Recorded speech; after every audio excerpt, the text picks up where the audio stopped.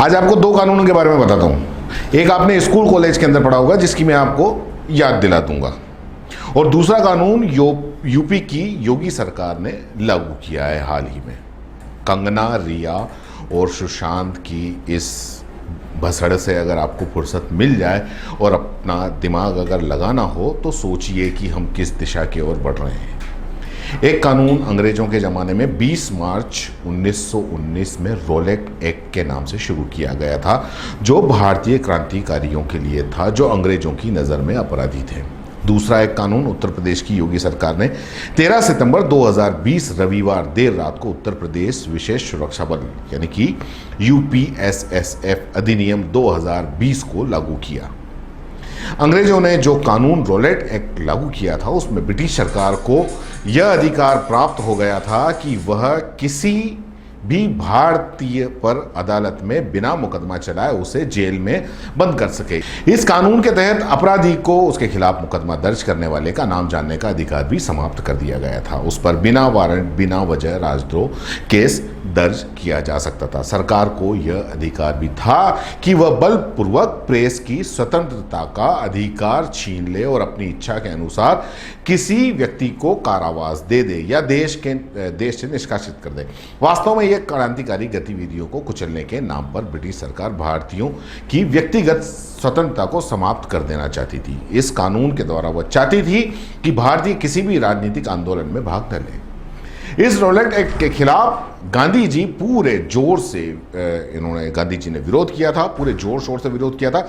इस कानून के विरोध में देशव्यापी हड़तालें, जुलूस और प्रदर्शन होने लगे। महात्मा गांधी ने व्यापक हड़ताल का आह्वान किया। रोलेट एक्ट गांधी जी के द्वारा किया गया राष्ट्रीय लेवल का पहला आंदोलन था। 24 फरवरी 1919 के दिन गांधी जी ने मुंबई में एक सत्याग्रह सभा का आयोजन किया था और इसी सभा में तय किया गया और कसम ली गई थी कि रोलेट एक्ट का विरोध सत्य और अहिंसा के मार्ग पर चलकर किया जाएगा। गांधी जी के इस सत्य और अहिंसा के मार्ग का विरोध भी किसी सुधारवादी नेताओं की ओर से किया गया, जिसमें सर डी वादी, सुरेंद्रनाथ बनर्जी, तेज बहादुर सप्रू, श्रीनिवास शास्त्री जैसे नेता शामिल थे। गांधी जी को बड़े पैमाने पर इसमें समर्थन भी मिला था। चलिए अब इसी देश में उत्तर प्रदेश सरकार द्वारा 13 अप्रैल 2020 को लागू किए उत्तर प्रदेश विशेष सुरक्षा बल यानी कि पीएसएसएफ अधिनियम 2020 के कानून की बात कर ले, जो यूपी के मुख्यमंत्री योगी आदित्यनाथ का ड्रीम प्रोजेक्ट बताया जा रहा है। इस कानून के तहत उत्तर प्रदेश में अब किसी भी शख्स को बिना वारंट के ही गिरफ्तार किया जा सकेगा। इस कानून के तहत विशेष फोर्स होगी और सबसे अहम बात इस फोर्स को लेकर यह कही गई है कि इसके पास वारंट के बिना ही तलाशी लेने का अधिकार होगा। इस फोर्स को कोई भी सदस्य किसी मजिस्ट्रेट के आदेश के तथा किसी वारंट के बिना किसी भी व्यक्ति को गिरफ्तार कर सकता है। Uttar Pradesh special security force यानी कि यूपीएसएसएफ पर महत्वपूर्ण सरकारी इमारतों, दफ्तरों, औद्योगिक प्रतिष्ठानों की सुरक्षा का जिम्मा होगा। इस फोर्स का गठन central industry security force CISF की तर्ज पर किया गया है। सीआईएसएफ का काम केंद्र सरकार की जो महत्वपूर्ण इमारतें हैं उनका सुरक्षा करना होता है। सीआईएसएफ के जवान मेट्रो और एयरपोर्ट की सुरक्षा में भाग लेते हैं। ऐसे ही यूपीएसएस के जवान मेट्रो, एयरपोर्ट, औद्योगिक प्रतिष्ठान, अदालतों, धार्मिक स्थलों, बैंकों और वित्तीय संस्थानों में तैनात किए जाएंगे। निजी कंपनी भी पेमेंट के आधार पर यूपीएसएसएफ की सेवाएं ले सकेगी।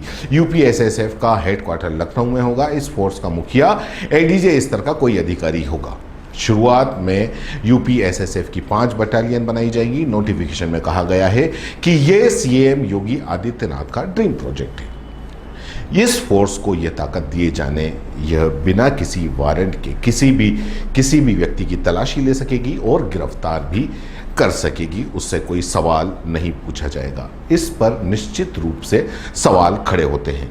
कुछ ऐसा ही कानून जम्मू एंड कश्मीर में भी है, जिसे जन सुरक्षा कानून यानी कि पीएसए कहा जाता है। इसी के तहत 16 साल से अधिक की उम्र के किसी भी व्यक्ति को गिरफ्तार किया जा सकता है और बगैर मुकदमा चलाए उसे 2 साल तक जेल में रखा जा सकता है। इस कानून के तहत जम्मू कश्मीर से बाहर के किसी भी व्यक्ति को पीएसए के तहत गिरफ्तार किया जा सकता है। पीएसए के मुताबिक गिरफ्तार करने वाले अधिकारी के लिए यह बताना जरूरी नहीं होता कि वह किसी व्यक्ति को क्यों गिरफ्तार कर रहा है।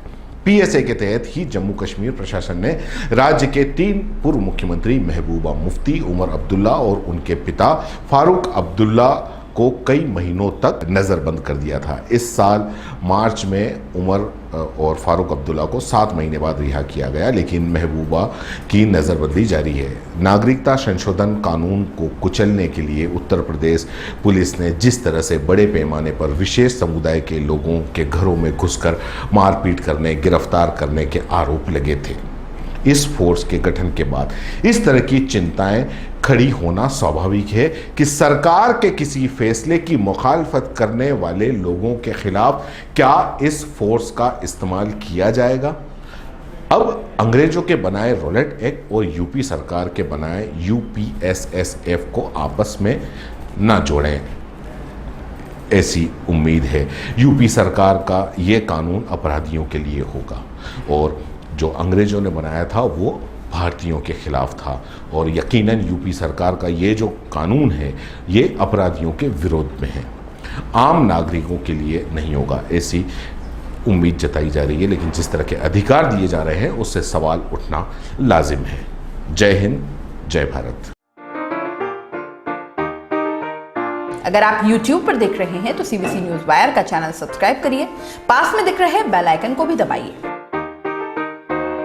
ताकि जब भी हम आपके लिए कोई खबर, कोई जानकारी लेकर आए तो सबसे पहले आपके पास नोटिफिकेशन पहुंचे।